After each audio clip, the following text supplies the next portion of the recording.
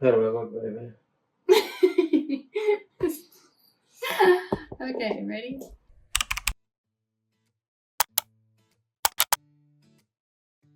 Hello everyone, welcome to a brand new video. Lily and Tony here, and today we are going to be showing how we did our DIY backsplash in our kitchen. We were actually inspired by the Zelliege tile. It's like handmade tile. Yeah, like the Moroccan handmade tile. It's super popular. We decided to try and make our own with concrete. So we knew we needed white concrete, and we found some on Z Counterform.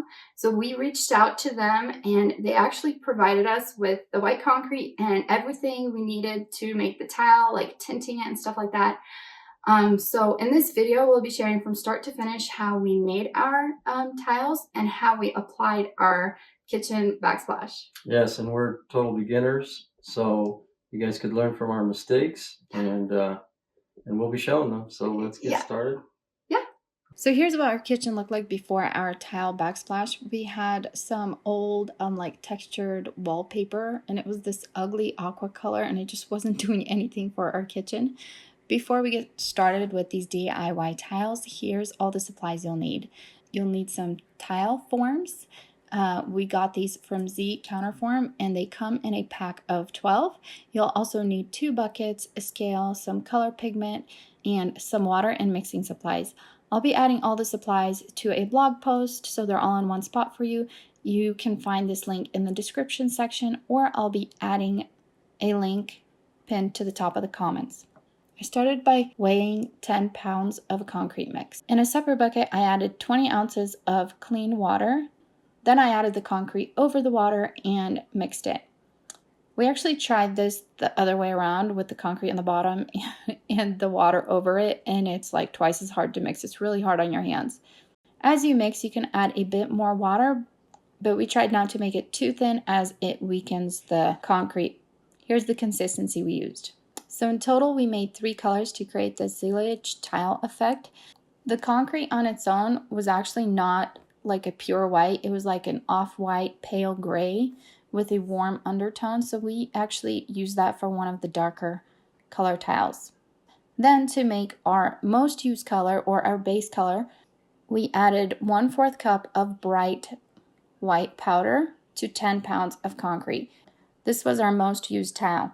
Next, to make our warm beige, we started with the same 10 pounds of concrete mix and 20 ounces of water, and we added 1/4 cup of the white powder and then a tiny bit of the brown powder to it. Adding the white first kind of makes sure that you have that base color there. We tried adding the brown just to the concrete alone, and I feel like it darkens it too much. We also had some charcoal powder that we tried, and it ended up turning the tiles too dark. So 10 pounds of concrete mix fills about 5 to 6 trays of tiles. Each box comes with 12 trays, so you'll need to mix 2 batches to fill the trays. When pouring, we actually noticed that the concrete settled in at the bottom of our cup. So I would keep scraping it, putting it back in the bucket, mixing it, and pouring it back in. But then I realized it was a lot easier if we just had a mixing stick and stirred as I kept pouring the tiles. The process is actually fairly easy once we figured out the colors. It took us a lot of trial and error to get the colors correct. We pretty much were overthinking the process and kept making too many colors. So here's how all the tiles looked poured. You can see on the left all of our lighter colors and the darker ones on the right. We let our tiles cure for a total of 3 days before removing them from the tile molds. To remove them, simply flip them face down and they pop out pretty easy. The curing actually took a little bit longer because it's like winter outside and the concrete was pretty cold, even though we kept the shop pretty warm. We poured some inside the house that we did on our coffee table, and they cured a lot faster. It took about 1.5 days. If you're removing your tiles from the molds and they keep cracking in half, they are probably still not cured and not ready. They should pop out without breaking. Just keep in mind, the longer you let them dry, the better. So there's actually a correct way of pouring them. We found out way late. I wish we would have realized this sooner. It's actually better to take your time and pour each tile slower to watch how it settles in because we over poured, and we learned that slightly under pouring is a little bit better. If you over pour, this makes the tile too thick and then it looks uneven on the wall. Also, it creates these like super sharp edges. I even ended up cutting myself with one of these and had to wear gloves working with them. Because I didn't want to throw away all these tiles, I tried to save a lot of them. So I pulled out my dual sander and sanded the sharp edges and then kind of tried to thin them out as well where they were too thick. I pretty much give myself a lot more work. And I also had to wipe the backs down. So make sure that if you are sanding them, it's best to wipe the powdery finish off.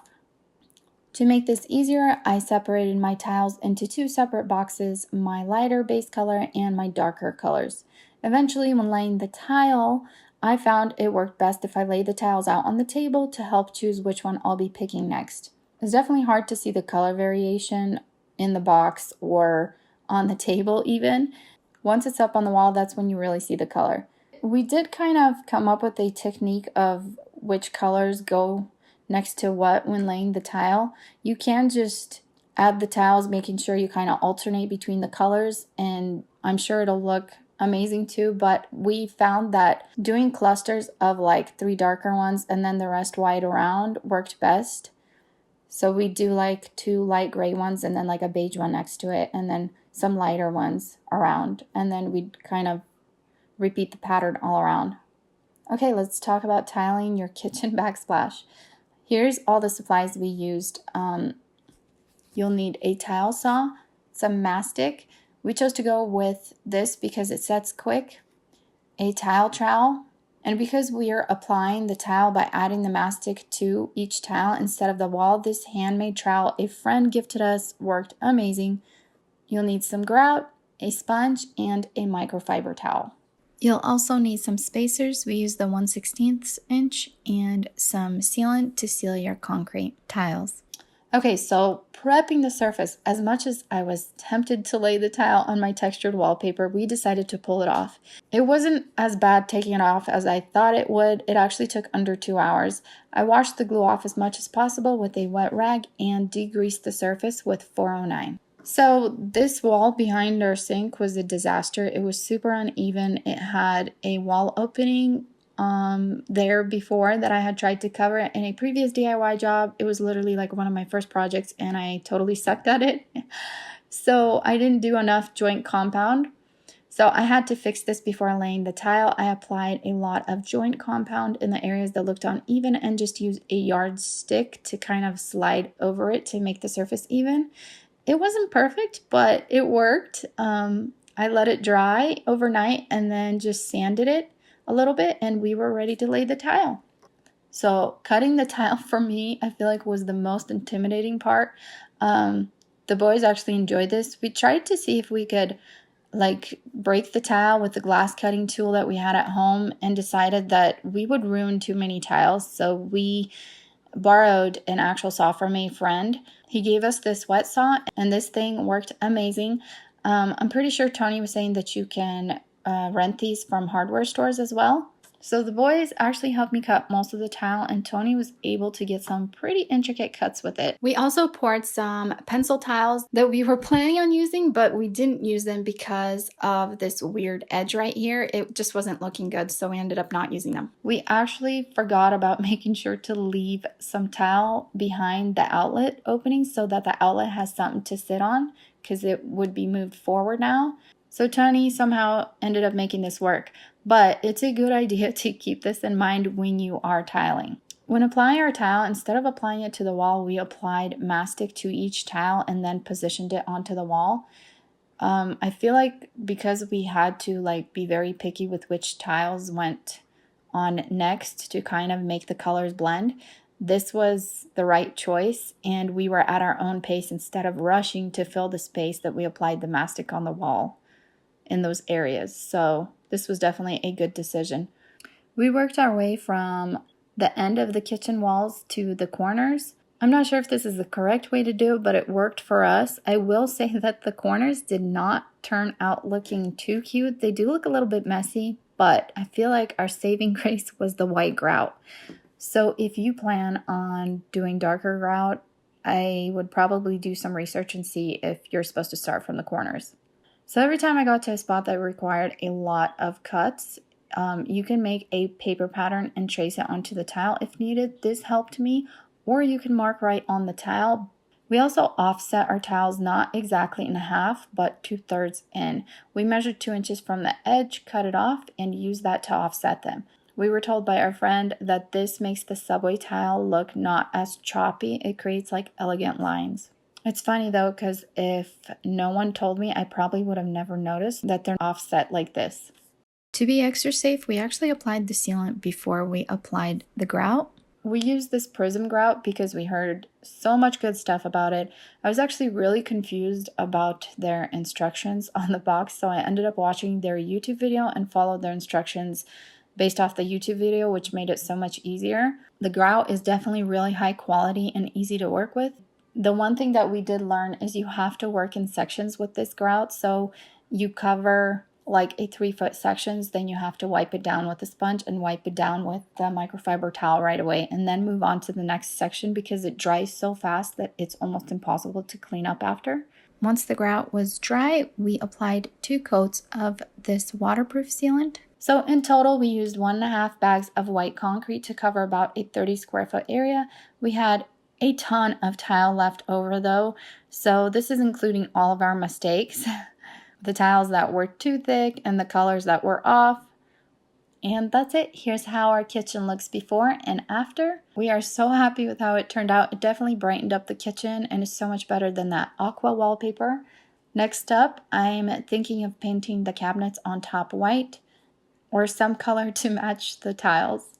And then hopefully we're gonna get a hood range over the stove. The natural texture from the tile forms actually came out beautiful. I was worried that there would be not enough texture to look like that handmade tile, but I feel like it's the perfect, just enough to look handmade. Tile was actually, I had fun doing it. Did you have fun? Yeah, I'd do it again. We'd do it again for sure. I feel like at first it was kind of intimidating, but then once you started laying it and once you kind of started seeing it come together, it was definitely worth it. Like adding the grout was when it really started coming together. So don't be discouraged if you decide to do this. The grout is definitely like the finishing touch. Yeah, and it looks a lot nicer. What was that?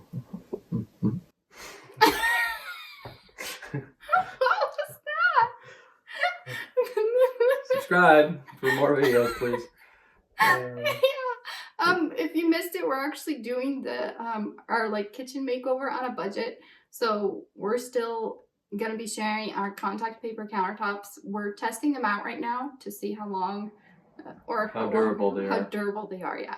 So we'll be sharing that video, and then we'll be sharing how to repaint your cabinets and other stuff. Lots of other stuff. Okay, bye.